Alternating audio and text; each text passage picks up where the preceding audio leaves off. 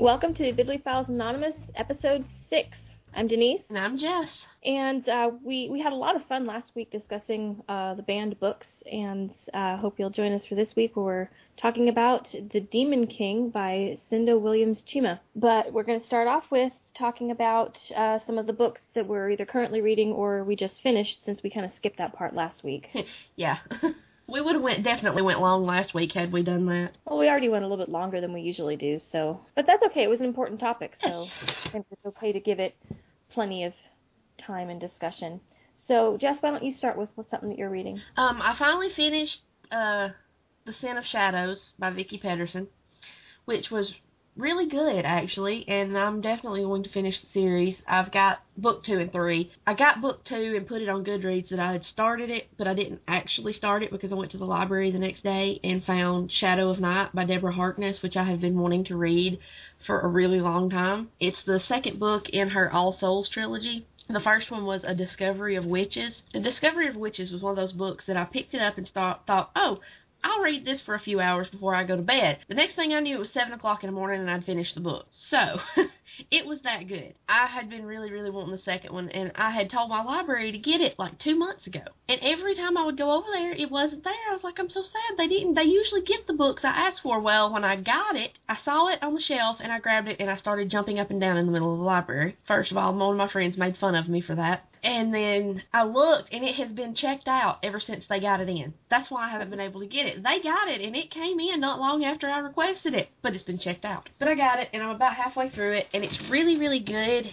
In the first one, you meet Diana and Matthew, and he is a vampire and she's a witch. They fall in love, yada yada, which is against the rules. There's a lot more to it. But anyway, they end up traveling back to the year 1590. So apparently the entire second book is taking place in 1590.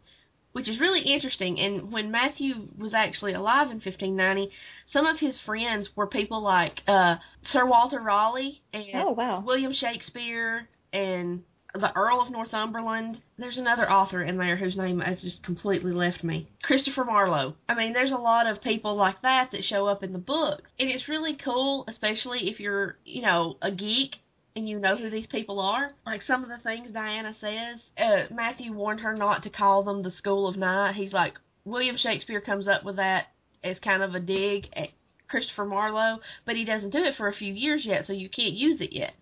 And she's like, I don't care what William Shakespeare has done, will do, or is doing, or will be doing in the future, as long as he is not in the Great Hall with the Earl of Northumberland. It was just, and he's like, no, of course Will's not down there. Walter thinks he's a hack, and Kit thinks he's a thief, or something like that, and she's like, well, that's a relief. It's stuff like that that's funny if you know anything about these people. Right. So it's almost like fantasy and historical fiction a little bit. Yeah, it's a little bit of both, and it's, what it is she's an alchemist. She was a student at Oxford. She's kind of a geek, and in the first one, she calls up this book. I can't remember the name of it. It was Ashmole 782 or something like that, from the Oxford Library. Well, apparently it's an alchemy book, but what it actually is it talks about the different species of supernatural beings, daemons, witches, and vampires. And all of these other creatures, the vampires and the daemons and the other witches, want this book, but she's the only person that can get to it. When she requested it to study it from an alchemical standpoint, this spell brought it to her, and it was just this whole big thing. But it was really, really good. I mean, it was really fast paced, but not so fast paced that you can't keep up with it. It was like almost perfectly paced for what it was. It was really good. And the second one is really good too, but it hasn't sucked me in quite that much. And I also recently finished Delusion in Death by J.D. Robb. Now, I love that series. I've read them all. The series is about this New York City police detective in the year 2060, I think, is where we're up to. It started in 2058. I think we're up to 2060. It's kind of a sci-fi detective novel, but the science in it, like the futuristic stuff, is stuff that you think we might actually have by 2060. I mean, most of the cars are still normal. They drive on the roads, but they have buttons that you can make them hop over other cars. They go vertical. They have the ability to hover. And instead of having to wear gloves at crime scenes, they have this spray stuff that they spray on their hands and shoes called Seal It. Uh-huh. Have their personal PC devices, which we basically already have those because we have smartphones. I mean, you can do anything with a smartphone. You can look people up. You can do all this stuff. So, I mean, smartphones and iPads and things of that nature, we've already got that. But there's always some kind of crime, and Eve is a lieutenant, and she has to figure out what's going on. They're always really, really good, and there's enough humor in them that they're not, it's not all, oh, there's a murder, we have to be serious. Right. There's a lot of funny parts in it and stuff, and it was really good. What it was is somebody had created this cocktail of drugs, and they were releasing it into these public places, and these people would be affected by the drug, and they would start hallucinating their worst fear, and then they would go crazy, and everybody in the place would kill each other. Wow. Yeah. And Eve had to figure out who was doing it and all that stuff. It was really good. I got a stack of books from the library. Oh, I did read the Captain America Winter Soldier graphic novel, because I'm a geek and I love Captain America. I love comic books. I got the second Angel Fire book, the one that we talked about a while back, I got the second one. I'm going to try to read it. And we're talking about the Demon King today, but the author, Cinda Williams Chima, has another series, and I got the first book in that series. I was actually looking for the second book in the Demon King, Seven Realms is I think the name of the series. I was actually looking for the second book in that, and the library didn't have it, but they had the first book in the other series, so I was like, oh, well, I'll get that. Oh, and I got the new Richard Castle, the TV show Castle, which is really good. It's about an author that follows a cop around in New York, and he's writing a series of novels based on this cop. Well, they actually release the novels after every season, and they're pretty good. I mean, they're not great works of literature or anything. They're kind of fluff reads. But there's nothing wrong with fluff reads. They're good, and they go along with the show, so I got the library had the new one of those, so I got it. And I think that's it for me. Okay. Well, I just finished one book that I really, really enjoyed, and it's been getting a little bit of press lately because there's a movie version that's getting ready to come out, or I think it's in limited release right now. But the name of the book is The Perks of Being a Wallflower by Stephen Chbosky. I've heard of that. And a lot of people have heard of it because I believe it's been challenged and probably banned in a couple of places, harkening back to our last discussion. But basically what it's about this boy named Charlie. And the entire thing is told in a series of letters that he's writing to an unknown person. He just says at the beginning, "Dear friend." And you find out later that he doesn't even know who this person is, or doesn't know them, hasn't met them. It's just an anonymous person that he's trying to express himself and sort things out in his life. But he's starting high school, and his only good friend that he had committed suicide. Hey. So he's trying to work through that. He feels like nobody really knows him, nobody really sees him, and so when he's really scared about starting high school, which is why he started writing these letters. But he falls in with this group of friends, and they're all older, they're all seniors, and the two main friends are Patrick and his stepsister Sam, and they kind of take Charlie under their wing and introduce him to their group of friends, and they're all kind of misfits. They're not really the popular kids in school, although they have a lot of friends and they do a lot of things. But it's kind of their journey through, Sam and Patrick's senior year, and Charlie kind of learning more about himself. And, there's a lot of things about, teenagers learning about, sex, and there's a lot of drug use in the novel, and that's probably why it's been challenged a couple of times. Probably several times. But to me, it felt like a very realistic portrayal of what a lot of kids go through when they're teenagers, and all the questions that they have, and how they feel confused, and the very difficult and sometimes complicated relationships they have with their family and with their friends. And another relationship that Charlie has is with his English teacher in school, and his teacher kind of recognizes that Charlie is a really good writer and is more advanced than a lot of the other kids, so he gives him extra books to read and asks him to write extra papers. And so it's another thing that Charlie's journey is kind of also told through all of these other books that he's reading, and kind of what he takes from them. But it was a really, really good book. It's a very short book. It's only 200 and something pages. But I'd heard about the movie, particularly because Emma Watson, who pretty much everybody knows now played Hermione in the Harry Potter movies. She's playing Sam in the movie. And I think she's just adorable. So I thought that I would go see the movie possibly when it comes out. But I like to read the book first whenever there's a movie coming out. Even though that's usually just begging for disaster. And this one, I'm really actually interested in seeing how they do it, because with the book being completely told through a series of letters, I mean, there's no other prose in the book. It's all letters. Huh.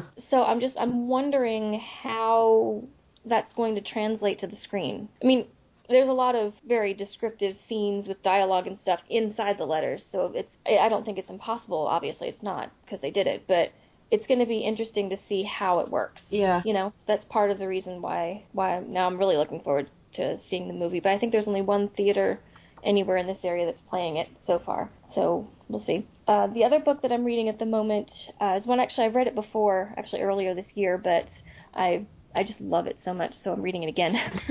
It's called Ready Player One by Ernest Cline, and this one falls into the kind of dystopian future category.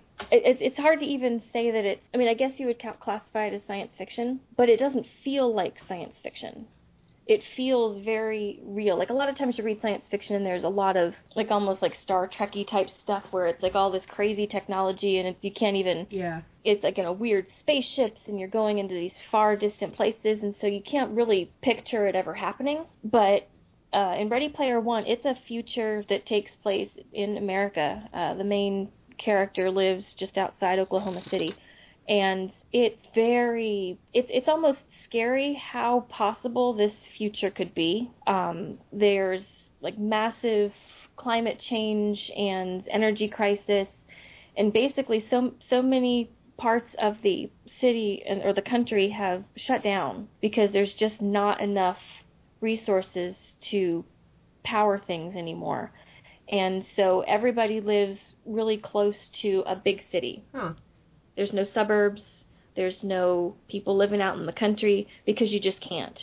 There's nothing out there for you anymore. And it's really the descriptions of the way that this society has now had to evolve that it just really make this novel work for me. When I first read it, the description of where the main character lives just completely blew my mind. It was one of those almost eerie descriptions and pictures in your head that stuck with me so much that I couldn't stop reading it at that point, because I'm like, how does somebody who is in that kind of situation do anything?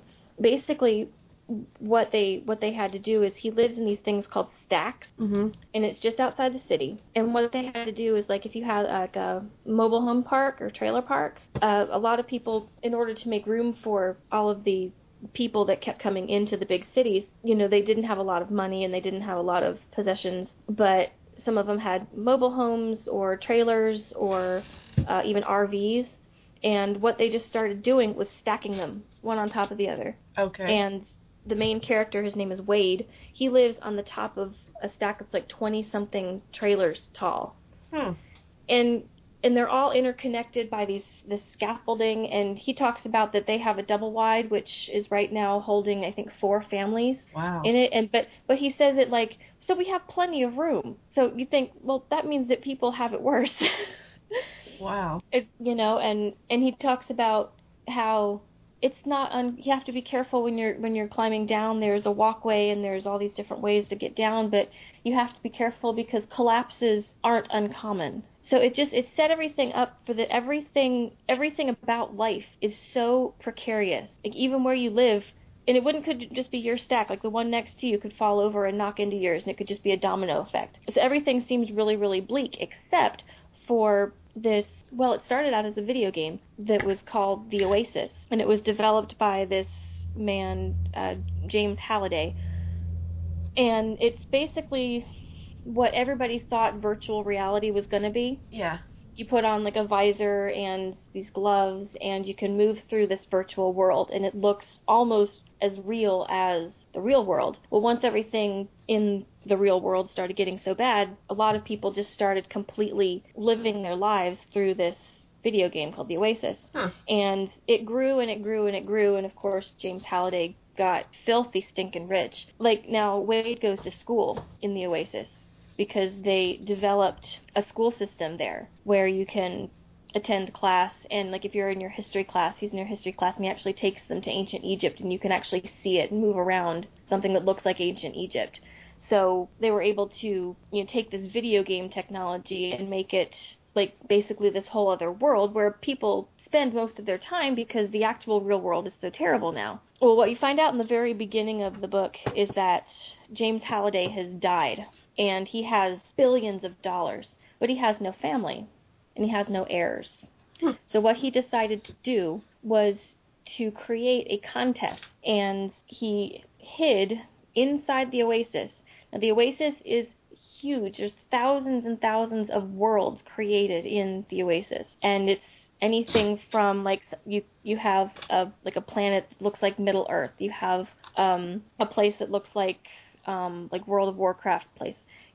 All of these fantasy, science fiction, whatever kind of place you wanted to create, there's a place for it created in the Oasis. So that gives you an idea of how big it is. Yeah. So somewhere in there, he's hidden what he calls the Easter egg, which, if anybody doesn't know, an Easter egg is like something that's hidden within a video game or sometimes they're within a movie or something like that. But sometimes it's almost like a little inside joke, or it's something that you have to kind of dig through to find. But he's hidden the Easter egg inside the Oasis somewhere. And he starts it off with a video that was released right after he passed away that starts it off with a riddle and a whole bunch of other visual clues inside the little video. But all of a sudden now, Wade's entire generation of teenagers, he's a senior in high school, have gone crazy trying to solve this mystery. And then now it's been years, and nobody's gotten any closer because there's a bunch of keys that you have to find, and then that's going to lead to the next part of the riddle. And the first one is the copper key. And nobody had any kind of leads. Everybody pretends like they know exactly what's going on, but nobody has any idea. It's been years since Halliday has passed away. And then all of a sudden, Wade, this nobody who lives in one of the poorest parts of the country, figures out a clue.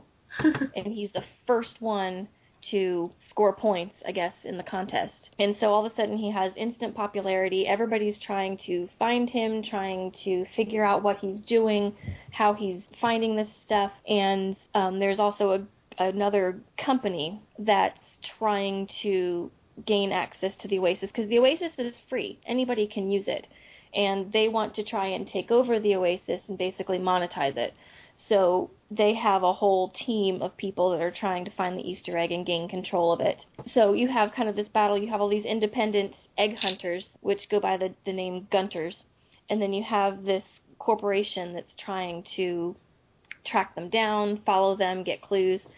But it's a big scavenger hunt, basically, through the biggest video game ever created. And it's also, if that's not geeky enough, and that's pretty geeky. Yeah.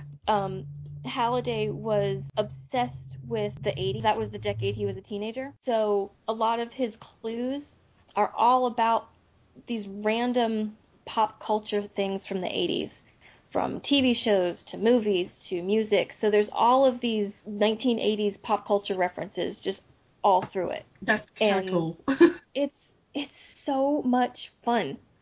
It goes from being like really funny to really serious and back again. It's this whole big roller coaster ride through, video games and pop culture basically. But so yeah, I had to reread it. I've like I said, I read it once earlier this year, but it's a good one to read. I don't want to say it's a good one to read when you don't want to think, but because it's not a fluffy read at all. But there's so much in it, it's hard to keep track of everything, so you just don't even try. Yeah. If that makes sense. Yeah. You kind of have to do that with Lord of the Rings, too. Yeah. There's so much in there that it's just like, okay, when I read it this time, I'm going to focus on this group. Next time I read it, I'll worry about somebody else. Yeah. And then, let's see, I also started reading City of Bones by Cassandra Clare, which is... I love that. Yeah. This is the one we mentioned, I believe I mentioned it in the episode we had a few back that we were talked about series that we had never finished. And this one, I didn't realize that there were more books past book 3 until fairly recently. And so I was originally going to try and finish the Iron Face series by Julie Kagawa, but I am having a terrible time tracking them down at the library. I don't know. I found the first one, and the second one I'm on a waiting list, and it's been weeks and weeks, and I don't know if the book has just been taken or if it's missing or what. So I'm giving up on reading that one for right now. And I have the first 3 of the Mortal Instruments books. So I'm starting with City of Bones. I'm about halfway through that one. Oh, no, I'm more than halfway. And then I'll start the next ones. But I think since I might be able to find them a little easier. Yeah. Because they're a bit more popular, which I think the library has more copies of them. Yeah. Instead of the Iron Face series, which I think they just have one of each book for the entire library system, and so tracking them down has been not easy. But I love these books too, and it's been a while since I've read them, so I don't remember a lot of the stuff. Let me make a suggestion, and this came from Cassandra Clare. I saw it. I think it was on her website when Clockwork Angel came out.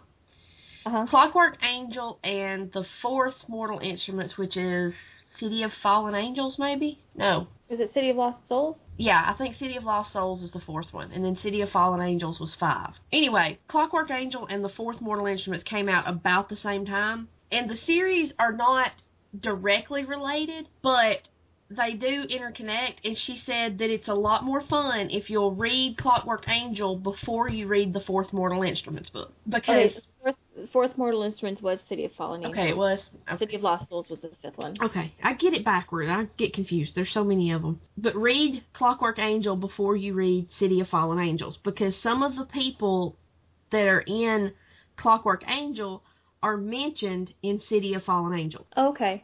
I've read Clockwork Angel. I haven't read any further in that series, but I've read the first one. So I'm hoping I can find the next 2 books, and then book 6, which isn't coming out until 2014. I know, I'm so upset about that. But if all else fails, Walmart has them. Yeah. But yeah, see, Clockwork Prince comes out in 2013. City of Heavenly Fire comes out in 2014, and the first book in her new Shadowhunters series comes out in 2015. Oh, well, she's busy, isn't she? Yeah, and the Clockwork series takes place in like the 1800s. Yeah, that's the Infernal Devices series. Yeah, and then Mortal Instruments is kind of like now, current, yeah. And then the new series, The Dark Artifices, takes place 5 years after the end of the Mortal Instruments. Okay, so the City of Heavenly Fire is definitely the last in the Mortal Instruments then? Okay. Yeah, definitely. It's what started out was supposed to be a trilogy, now has 6 books in it. Yeah, it happens. But those are so good. I want to be a shadow hunter. Yeah, it's a really interesting series, and the shadow hunters are demon hunters, basically. They are out to protect mankind from demons. And there's a young girl, her name is Clare, and she comes across some of these shadow hunters at a dance club, and at first she's like, oh my gosh, these people just killed somebody, but then the body disappears, and they're like, oh, you're never going to prove anything. In fact, wait a second, why can you even see us? You're not supposed to be able to see us. She comes across one of them, his name is Jace, and he is kind of perplexed by her a little bit because he doesn't understand why she's, they call regular humans mundanes. He doesn't understand why a mundane can see them, or he's saying, well, maybe you're related to a shadow hunter somehow. She's like, no, my mom's completely normal. And then she gets a phone call from her mother basically telling her not to come home, and there's this weird sound like there's a fight or something, and all of a sudden the phone just goes dead. And turns out that demons have attacked her home, and her mother is missing.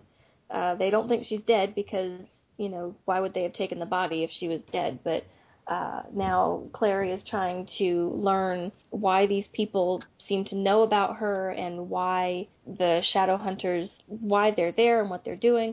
And it's a really neat kind of society that the shadow hunters have. And they have their own history and their own culture and their own country, which mundanes can't see, but it's in Europe, somewhere around France or Belgium, somewhere around there. And I remember really, really enjoying the first 3 books, and so I'm excited to reread them and then read the next ones, because Like I said, I thought that it was a trilogy and that was it. And then all of a sudden I heard talk of this other book, and all of the Mortal Instruments start with the City of. Mm-hmm. So you have City of Bones, City of Ashes, and City of Glass. So when I heard she had another book and it was City of something, I was like, wait a minute, that means that it should be in this same series, because all of hers are kind of like that. All the Infernal Devices, they're all Clockwork something. Like Clockwork, was it Clockwork Angel, Clockwork Prince, and Clockwork Princess? Yeah. Princess is the one that's coming out next year. So then I found out that there's, 3 more books in this series. I was like, well, I thought I was done. Not that I'm not looking forward to reading it, because, like I said, it's a really good series, and I'm interested in what happens next. But still, I was like, wait, I thought I was done with this one, and now there's more? Yeah. I was happy and frustrated at the same time. Well, after you read the Clockwork books and get caught up on the Mortal Instruments, I have a crackpot theory I need to run by you. Oh, I like those. Crackpot theories are fun. You know the Silent Brothers? Yes. Brothers Zachariah, I think. Which one is that one? He's the one, he's one of the two that, he may not have shown up until after the first 3 books. He's one of the ones that Clare actually talks to a lot. Well, not really talks to, they can't talk, but you know what I mean. Yeah. I have a theory about who he actually is. I think he's somebody from the Clockwork book. Oh, okay. All right, well, I will read those, and then we can discuss. I think they're going to, she said, you don't have to read one series to enjoy the other, but I think they're going to end up being more closely connected than that. After I finished, it was when I finished, okay, the revelation came to me when I finished City of Lost Souls. So okay. You'll have to get that far and have at least read Clockwork Angel and Clockwork Prince. Well, I will get on that. Because it's a really interesting theory, and I posted it. I have a Tumblr account, and I posted it on there. Mostly what I use my Tumblr account for is I post quotes from books and TV shows that I watch, like funny stuff. And there's several Mortal Instruments ones on there, and I had posted my crackpot theory on there, and I got a lot of people that follow me commenting, and they were like, oh my god, you just blew my mind. Because that is so totally possible. Wow. Okay, then I have to get reading, and then we have to get discussing. Yes. And then, when the movie comes out, we can discuss it. So I guess let's move on to our main discussion. We've been talking about these books for a while now, but that's not our main discussion for today. No, surprisingly. Our main discussion is on the current book of the month for the Tavern, and it's The Demon King by Cinda Williams Chima. And I will come out right now and say that I had a hard time getting into this book. I did kind of at the beginning. I mean, it was one, I kept picking it up and I would read it, and it wasn't that it was bad, it was fine, but nothing really grabbed me until probably the last third. See, that was me. I did the same thing. It was like I would read a couple of chapters, maybe one, and I would put it down. And then I started reading one night. I laid down to go to bed, and I picked up my book to start reading, and I had made it to about the last third of the book, and it was like I couldn't stop. I had to finish it. Yeah, that was kind of how I got. And I don't know what it was exactly that I couldn't put my finger on what it was that was stopping me. And I don't know, maybe it was because there was other books that I was reading at the time, but there's 2, I guess, storylines that we follow. And each one has a main character, and they do meet up at some point, but it's only briefly. The first main character is Han Alistair, or his real full name is Hanson, but he has a couple of different names. His street name, I guess, is Cuffs, because he wears these thick silver cuffs on his wrists, and they've been on his wrists ever since he was born, which obviously means that they're magic, because, I mean, he got them when he was really, really small, and they've been growing with him, basically. And he can't get them off. He's tried to have people get them off because it's a pain in the butt having these things on all the time. And he gets a lot of attention from people because they're like, what are those? Why don't you sell them? Because he's very poor. And so he's got that. And then he also has a clan name, which was given to him. He's not a member of the clans, but he's got friends up there, and they've kind of sort of adopted him a little bit. And that's Hunts Alone. Mm-hmm. He's a very solitary person. So, what did you think of Han? Well, I'm still not entirely sure. I mean, I liked him. Uh-huh. But at the same time, it's like there's the potential there for him to turn. Right. You know, and not be such a great guy. I mean, right now he is, and he tries to do what's best for his family, because he was a street lord. He led this gang called the Raggers. And, you know, he wasn't a great person then. He did a lot of bad things. Yes. But he loved his mom, and he loved his little sister, and it was dangerous for them, so he got out of the life. And he was trying to, you know, be better and do things a little more legitimately, although running moonshine for an old man is not exactly legitimate, but more so than what he was doing. And you can tell at times that he still got his instincts that made him, you know, that gave him the ability to be the lord of these group of people, this gang or whatever. Right. And there's just points in the book that it talks about, you know, it just makes me think that he may not remain a good guy throughout this whole book, this whole series. Yeah, I kind of got that impression too, because he's obviously, you know, the hero of this book. That's the position that he's in. He's in the hero position, but you kind of got the feeling that he's a very complicated, very dark hero. An anti-hero. Yeah, an anti-hero. That's exactly what it would be.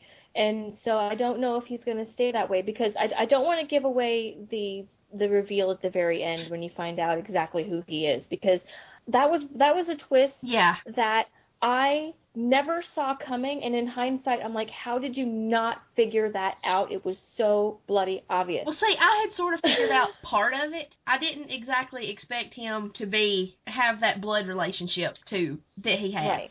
But I had sort of figured out what the cuffs were actually for. Yeah, I didn't even get that. I thought that it was like maybe a curse or something. But I mean, I really didn't know what they were for. Maybe that was again part of when I said I didn't get completely invested in the book until the end. So maybe I didn't even, and I don't know why I did this, but I didn't even really question what they were for as much as I probably should have. Well, I think part of what kept me from getting so into it is you're given snippets of this history about Hannah-Leah and the Demon King, but it's never explained really until the last third of the book. Right. It's just like, oh, well, Hannah-Leah, da-da-da, and it's like, but I want to know about that. But who is she? Yes. Yeah, I never completely understood who Hannah-Leah was until towards the end. Yeah, she was like the first queen, and this whole thing about her and the Demon King and how that came up, and I was like, I want to skip over this Han and Raisa stuff, and I want to know about Hannah-Leah. I want to know that, and I think that's why it was so hard for me to get into it till they started explaining that. Right. Well, then let's move on to the other main character in the other storyline. Her name is Raisa, and she is the princess of, I think the country's called the Fells. Yeah, Fellsmart. That's it. The city is Fellsmart, yes. And she starts off the book coming back to the city. She has been living in the clans, with the clans, because she has clan heritage through her father's side. Yes. And kind of learning more about those people, since she's going to be, you know, queen over this whole country at some point. So she spent years with them, and then she's come back to the city. And there's this whole society built up where you have the common people and the nobility, and then you have the wizards, and then you have the people of the clans who are they have their own kind of magic, sort of, but not. It's different from what the wizards have. Yeah. And once Raisa comes back to the city, she finds that she's not able to do as much, and she kind of gets the impression that her mother, who's the current queen, is just basically pandering to the wizards. Yeah.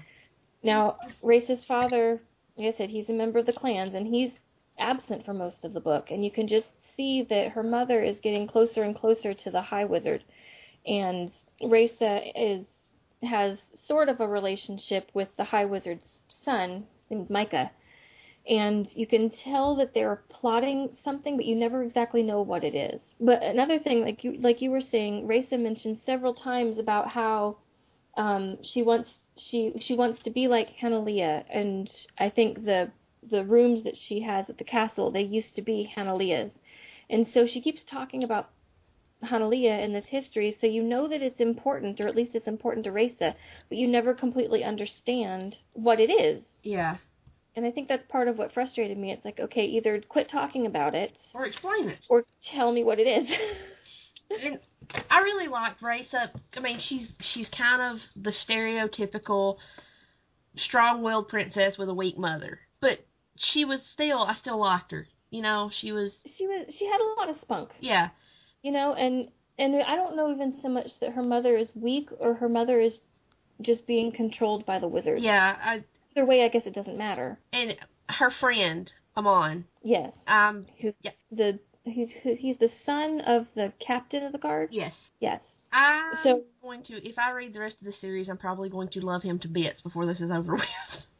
Yeah, I liked him too. You can tell that he's kind of the voice of rationality, which Raisa kind of needs because she's very impulsive. Yes. And she's funny because she decides that she wants to go out into the city in disguise. And she's trying to find out more information about, well, everything, really. Yeah. And she goes out into the city, and Amon comes with her. And she has absolutely no idea how to act like a commoner. And she thinks that when people think that she's just a common girl and not a princess, she thinks that people are still going to treat her with the respect that's due a princess. Yeah. So in some ways she's very, very smart because she knows a lot of things, but at the same time in some ways she's very naive because she doesn't know enough, which I found kind of endearing, actually. Yeah, I mean, she has started figuring out that there's something not quite right going on with her mother and the wizard, and then there's the whole thing where they try to trap her into marrying Micah, which is not allowed. No, the royal line is not allowed to marry into the wizards. No.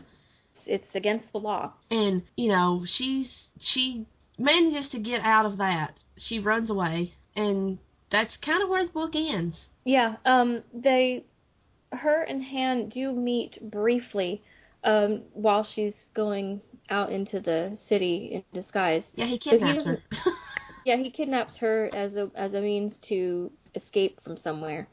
And he doesn't realize who she is, though. No. And the story ends, they meet and then they separate. And the story ends where both of them have found out something. And you know that both of them are headed to the same place. Yeah. For the next book. So you know in the next book they're going to hook up again at some point. Yeah, they're going to he's probably going to figure out who she really is. I hope so. And I find the thing that really fascinates me is, maybe I can put this in a way that it won't give too much away, the parallels that are starting to crop up between Han and Raisa's story and the story of Hanalea and the Demon King. Yes. I mean, it's almost like history starting to repeat itself. You're right. It's almost exactly like history starting to repeat itself. And it's going to be interesting to see how that goes because, like we said, Han has the potential of going really good or really bad. Yeah. And because of his upbringing, I don't want to say he doesn't have a moral center because he does, but it's kind of twisted. Yeah, it's a little off from everybody else's. Yeah, I mean, he knows the difference between right and wrong, but he's not afraid of doing what's wrong. For the right reasons. If it'll benefit him in some way, or protect somebody that he cares about, because he's journeying with his friend from the clan, his name's Dancer, and, you know, if something happened that was going to threaten Dancer, I don't think he would hesitate for a second to try and, you know, do something bad to try and protect his friend. And that's your typical anti-hero. They don't... Yeah. They do bad things, but they sometimes, you know, kind of do it for the right reasons. Right. Or maybe not. I mean, they're not even really trying to do things for the right reasons. It just kind of works out that way. Yeah, and I think even part of it is he doesn't even think, well, he's doing, you know, things for the right reasons or the wrong reasons. He's just doing. Yeah. Especially towards the end, he's not even focusing on right and wrong. He's acting purely on instinct. Which basically means he's a loose cannon. Yeah. And especially after he finds out what he finds out at the end of the book. Yes, and a combination of what he finds out and him being a loose cannon could be very dangerous. Yes. So, bottom line, are you going to read further into the series based on this book? I would like to. I would. The last part of the book really, really caught my attention, and, it sort of picked up and started going somewhere really quickly, and I want to know more. I want to know how this ends up. And I looked at the library, and they didn't have it, but me and my mom and my aunt are probably going to go to McKay. Either that or me and Holly are going to go. Me and somebody are going to Chattanooga to the bookstore. And that's not where I found the first one. I actually bought the first one at Barnes & Noble. But I'm going to look for the rest of them when I'm up there. And if I can find them, I'm going to read the rest. If nothing else, I'll have my library get them. They have one of her books. I'll be like, look, you need to get these ones. Right. Because they're really good about if one of their patrons, especially if they're a regular like I am, if we request a book that they don't have, they're really good about actually getting it. Right. They'll actually buy it and put it on the shelf. So they know you. Yeah. You're one of their people. They've done that with several books for me when I was reading the Flavia Delusion books by Alan Bradley, which are really good if you like the little whodunit kind of mysteries. Mm-hmm. They only had the first two, and I read them, which they caught my eye because the titles. The first one was The Weed That Strings the Hangman's Bag. No, that was the second one. The first one was The Sweetness at the Bottom of the Pie.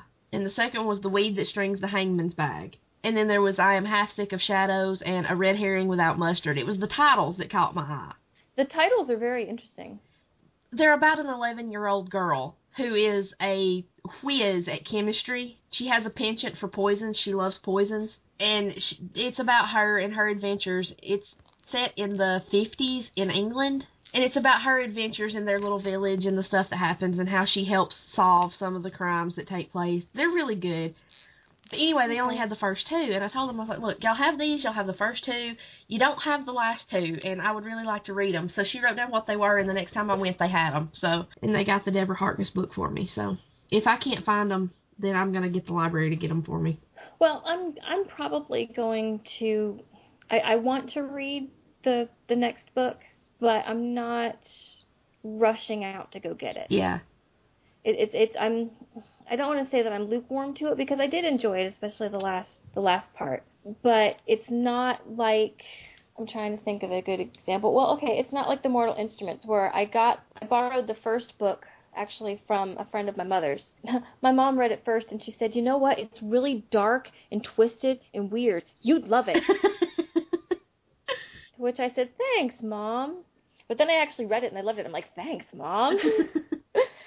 But I borrowed the first one from a friend and her friend, and I had to get the next one the next day. I said, you have got to tell her I need the other ones, and then she gave me the next two. Yeah. I don't have that same urgent feeling I have to know. Yeah, see, I'm not with either. This series. It's one of those things. I'm curious. Yeah, I'm very curious. And if you run across it, you know. Yeah, I actually just looked it up, and my library does have it, and it's there. So I could easily go this afternoon and pick it up. Am I going to?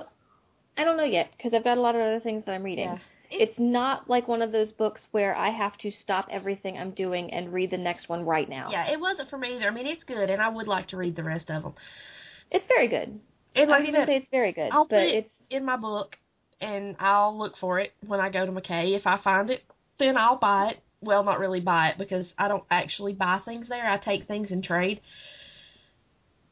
I really don't spend that much I don't actually spend that much money when I go. I usually take enough stuff in trade that I come home with a stack of books and don't actually spend anything. Nothing wrong with that. No, last time I went, I took some, they take trades on like CDs and DVDs and video games as well. Uh-huh. You trade it in, you get credit that you can use on anything in the store except posters and video game systems. Those you actually have to pay cash for. But everything else is you can use trade credit for. And I took enough stuff last time that I had $125 in credit. Spent $122 of it. I came home with a stack of books, and I figured out the cover price on them, and the total cover price on everything I bought was $250. If I'd actually paid for it, it would have been $125. I had credit. It didn't cost me anything. Wow. That is why I love that bookstore. Used bookstores are awesome. Especially ones that have awesome trade credit like that. Yeah. I mean, a lot of places will do trade credit, but they're like, we only give a quarter of the cover price. And it's like, that's not how they do it. They actually go by the condition of the book and what they can sell it for.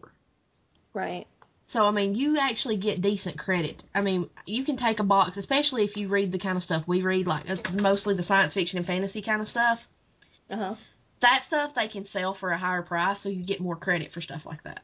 Because, I mean, even there, even used science fiction and fantasy stuff is still like $3 and $4. But that's still better than, $8. Right. But, I mean, a lot of the stuff like my mom reads, like the thrillers and the J.D. Robb stuff and Patricia Cornwell, those, you can get those for under $1 there, because so many people read them and so many people trade them in that they're not worth much. Right. Because I got a brand new copy of a Patricia Cornwell book for 15 cents. Wow. Yeah. So, no, used bookstores are awesome, and I love when they're able to do that. Yeah, that place is the greatest thing ever, and if you ever get a chance to come to Chattanooga for a weekend, we're so going. I'm gonna try. It's on my list of things to do. I just don't know when it's gonna happen. Because it's only like an hour away from me. You come down for a weekend, I can drive up there. Cool. Yeah. We'll definitely make that a plan. And at some point. Your kidlets would love the aquarium, so. Well, I think that's going to wrap up our discussion on this, because we've gone a little bit long already. So, a couple of things just to let you guys know. We officially have our own website domain now. So, if you just go to bibliophilesanonymous.com, then you'll still get to our Podbean page. Yes. That was actually something that I've been meaning to do for a while. It just took some time to actually get it going. But, so you can find us there, you can find us on YouTube, you can find our Goodreads page, and you can always join in our discussion posts at the Tavern, and that website is www.maltavern.com. And we do have a thread open discussing the Demon King. Yes. So if you've read it or you want to read it, come and we will tell you about it. Oh, and Goodreads, our goal, we mentioned this earlier in an earlier podcast. We both have a goal on Goodreads. We're trying to read a certain number of books. I'm shooting for 75. I've made it to 68. So I'm probably going to hit my goal, and I may up it again to 80. Yeah, I haven't even tried to up my goal because I was worried that I wasn't going to hit mine. But my goal was to read 60, and I've gotten up to 53. So I think definitely by the end of the year I'll hit my goal. Yeah. Which is good. I should. Well, I don't have 2 kids and a job.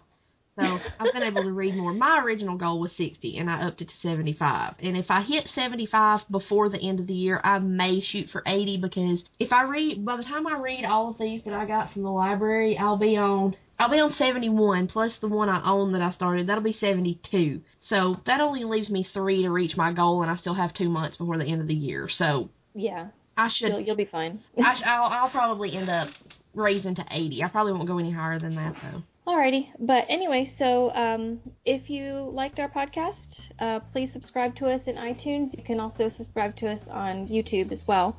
And be sure to leave us comments, a review, or a rating. We would also love to get any feedback if you want to join in the discussion of any of the books we've mentioned today, and we've mentioned quite a few.